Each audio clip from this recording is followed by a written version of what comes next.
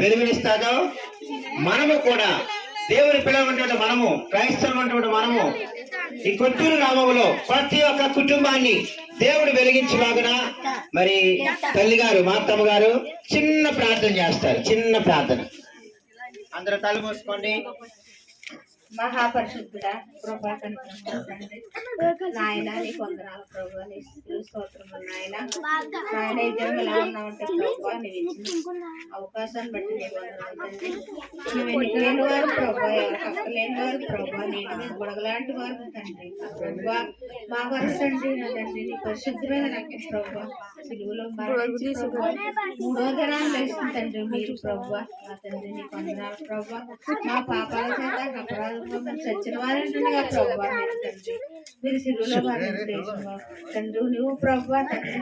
తండ్రి ఇది ఎవరైతే నమ్ముతారో ప్రభు, నమ్మి నీ యందు బాప్తిసం పొందుతారో ప్రభు, వారు రక్షింపబడతారని నీ వాక్యం సెలవిస్తుంది తండ్రి. నీకు వందనాలు ప్రభు తండ్రి. సహోదరు వాక్యాన్ని బట్టి నీకు వందనాలు ప్రభు తండ్రి.